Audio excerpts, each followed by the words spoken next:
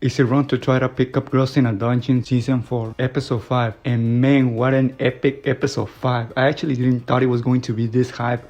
I was jumping like a little kid throughout the whole episode. I mean, going into the episode, I thought it was going to be like the couple of last ones where they're having trouble and Vale does a little bit of advancement in his way to getting there and that type of episode. But I mean, I was totally wrong because we got so many developments in this episode. We got so many question answers too. So, I mean, yeah, in that sense, this episode was really epic and definitely one of the better ones, not only of this season, but of the 4 seasons, I would say. Belle in this episode was really cool.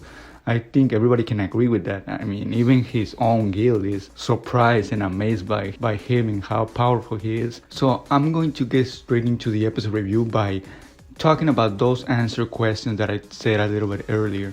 In those answer questions, one of them being, well, what would Haruhime's new power be? Because we learned, I think it was in the first couple of episodes, that she was talking with Aisha that she was going to get a new power by reading the grimoire, which is really interesting, to be honest. I don't know why it is seen as something bad to learn magic from a grimoire. Maybe because you're basically jumping step or kind of cheating in your way to learning that magic or that new technique.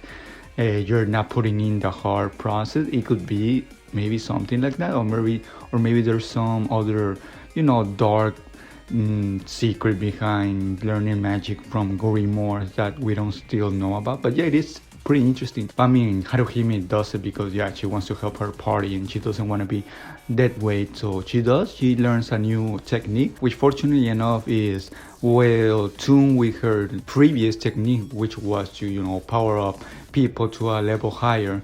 And this new technique that she learned from the grimoire is also in tune with that, because now this new technique allows her to use that technique, but with up to 5 people she can power up now. So yeah, that is actually good. That was actually one of Aisha's original plans for Haruhime, be able to use her for her own family and basically power everybody up so they could be invincible. She, without really wanting to do that now, she's getting there. Although that family is now disbanded, well, Haruhime is getting there in her way to being able to use her power to basically power up a whole family. So yeah, without Aisha not really wanting to try anymore, which I don't be surprised if Aisha joins the Hestia familia, because at this point she has been there with them by their side for a long time now. So yeah, I wouldn't be surprised if she's now part of the family too.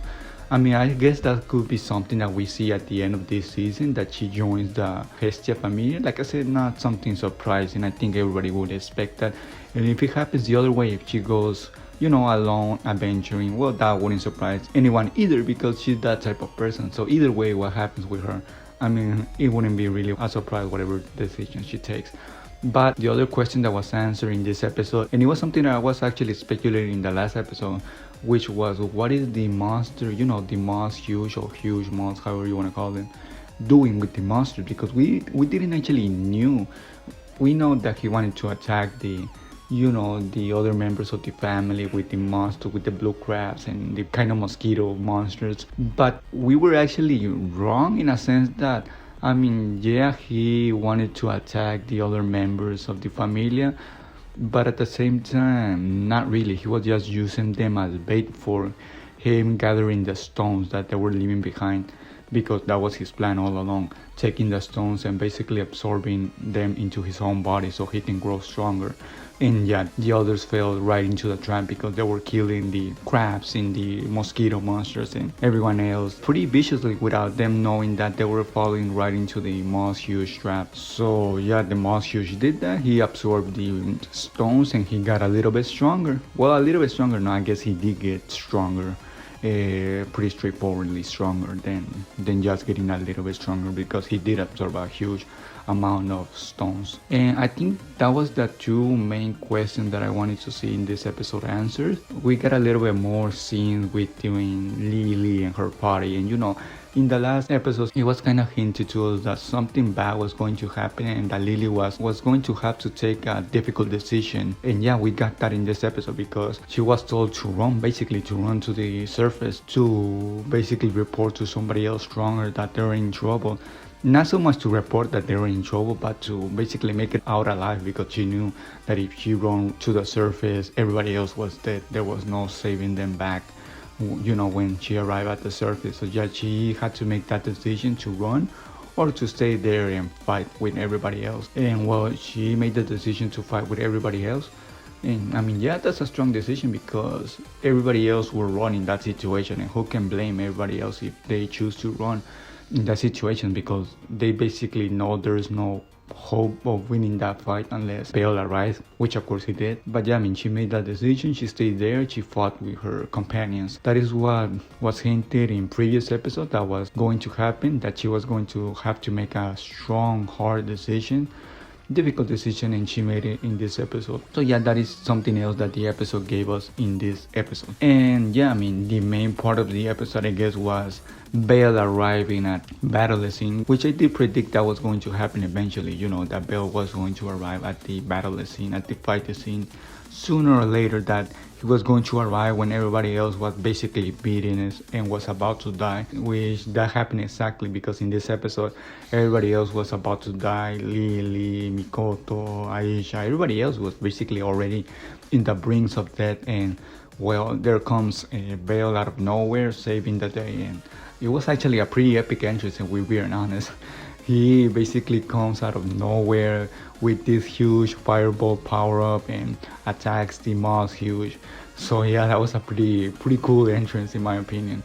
And yeah, I mean, we get to see again why being level 4 is really strong, and why he's one of the people that is at the top or on the brink of leveling up to level 5, because it was said in previous episode by Aisha that Bale was, in the ladder of, or in the positions of level 4s. Let's, for example, say that there are 100 people in level 4, 1 to 100. Where is Bale in that ranking?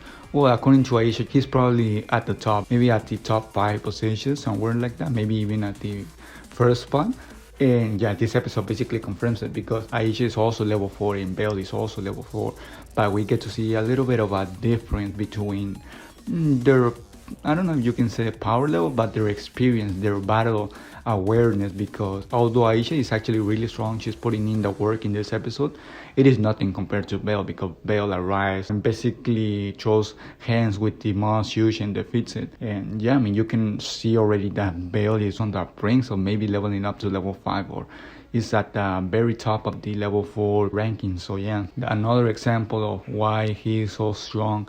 We have been getting little teases here and there of him being, this powerful being now in the Familia, unlike the first season and maybe even second season, where he was more of a dead weight than anything else, where he was experimenting, where he was mostly scared, where he was struggling. But now you can actually see a shift in that reality, because now it is kind of different. Now he has the whole Familia on his back, because well, he's the strongest person in the Familia, even stronger than Aisha, even though she's not part of the Familia, of course. He demonstrated why he's so powerful. He uses that sword or dagger or mini sword, however you want to call it, that he was gave in previous episodes, that cannot be easily enchanted or easily power up with magic unless, well, you're fine-tuned to it, which Bale actually is. He uses some kind of, I don't know if you can call it abilities, spell, but some kind of technique to power it up, because again, like I said already, it is not so easy to power up with magic. And he did in this episode. He used, fireball to power it up, and he basically destroyed the Moss huge with a single attack.